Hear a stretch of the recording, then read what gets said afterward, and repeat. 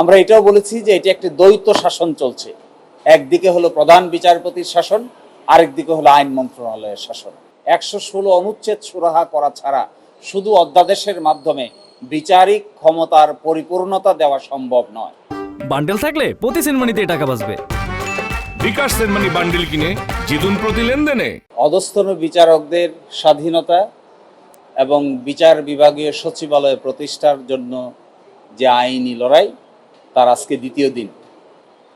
আজকের দিনে আমরা আদালতকে বলেছি, মূল কথা যে এই যে ১১৬ অনুচ্ছেদ সংবিধানের ১১৬ অনুচ্ছেদের মাধ্যমে রাষ্ট্রপতির কাছে যে ক্ষমতা ন্যস্ত করা হয়েছে, তিনি তার ক্ষমতা বাস্তবায়নের জন্য আইন মন্ত্রণালয়ের উপর রুলস অফ বিজনেসের অধীনে সেটিকে স্থানান্তর করেছেন। এই স্থানান্তর করার কারণে বদলি, প্রমোশন এবং শৃঙ্খলা বিধি সব কিছুই আইন মন্ত্রণালয়ের হাত থেকে সরানো যাচ্ছে না, তারাই নিয়ন্ত্রণ করছে। আমরা এটাও বলেছি যে এটি একটি দ্বৈত শাসন চলছে। একদিকে হলো প্রধান বিচারপতির শাসন, আরেকদিকে হলো আইন মন্ত্রণালয়ের শাসন। এই দ্বৈত শাসন থেকে অধস্তন বিচারকদের মুক্ত করে একটি স্বাধীন সার্বভৌম শাসনের অধীন প্রধান বিচারপতির দপ্তরে সেপারেট সেক্রেটারির প্রতিষ্ঠা করে ন্যস্ত করা প্রয়োজন। আমরা এই কথাও বলেছি যে অধস্তন বিচারকদের এমন করে ব্যবহার করা হয়েছে যা ওয়ান টাইম ইউজের মতো, অর্থাৎ যখন যাকে যেভাবে ব্যবহার করার সুযোগ হয়েছে, দরকার হয়েছে, এভাবেই ব্যবহার করার চেষ্টা করেছে, কখনো ছলে বলে কৌশলে বাধ্য করে। এমনও ঘটনা আমরা দেখেছি যে একজন সাক্ষী তার সাক্ষ্য দিতে এসেছেন, এই সাক্ষী যিনি সাক্ষ্য দিতে এসেছেন তাকে বিদায় করার জন্য সংশ্লিষ্ট বিচারক সহ কয়েকজন এজলাস থেকে নেমে এসে তাদেরকে বিদায় সম্বর্ধনা জানিয়েছেন। এই যে প্রটোকল দিয়েছেন একজন বিচারক এসে সাক্ষীকে, এগুলো সবকিছুই হলো আইন মন্ত্রণালয় কর্তৃক নিয়ন্ত্রণের বাস্তব রূপ। শুধু তাই না, একটি ইনকোয়ারি কমিটি তারা গঠন করতেন, কাউকে যদি শাস্তি দেওয়া হতো তাহলে কয়েকজনকে দিয়ে গঠন করতেন, কাউকে যদি মুক্তি দেওয়ার সিদ্ধান্ত থাকতো তাহলে অন্য কিছু লোকদের দিয়ে গঠন করতেন। এমনও ছিল, আমি আগেও বলেছি, রাতে আদালত বসিয়েছেন তাদের মাধ্যমে। নির্বাচনের আগে কিছু বিচারককে সারা দেশ থেকে চুজ করে ঢাকায় নিয়ে আসা হয় যেন গুরুত্বপূর্ণ ব্যক্তিদেরকে রাজনৈতিক মামলায় দ্রুত সাজা দেওয়া হয়। একদিনে ১৭ জন পর্যন্ত সাক্ষী নিয়ে তারা এই কাজ করেছেন।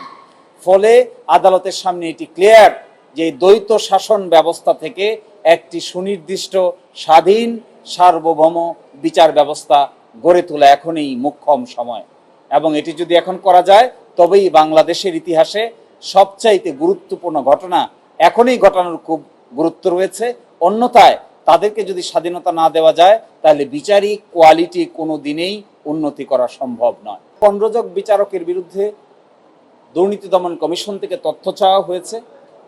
তাদের ডেমোগ্রাফি দেখেন, তারা কারা ছিল, এবং তাদের সার্ভিসে অন্যান্য অফিসারদের সঙ্গে আলাপ করে দেখবেন তাদের অনেককেই বিচার বিভাগে তারা এক ধরনের প্রভাব এবং আধিপত্য তৈরি করেছিলেন। এই প্রভাব এবং আধিপত্য খরচ করে কিংবা এই প্রভাব এবং আধিপত্য খাটিয়ে তারা বদলি, পদোন্নতি, এমনকি শৃঙ্খলা বিধানের পর্যন্ত গুরুত্বপূর্ণ বিষয়ে প্রভাব খাটিয়েছেন। আপনারা খোঁজ নিলেই, তাদের কলিগের কাছ থেকে খোঁজ নিলেই তা বুঝতে পারবেন। ফলে আজকে যে প্রশ্নটা উত্থাপন হয়েছে এটা কারো পক্ষে বা বিপক্ষে নয়।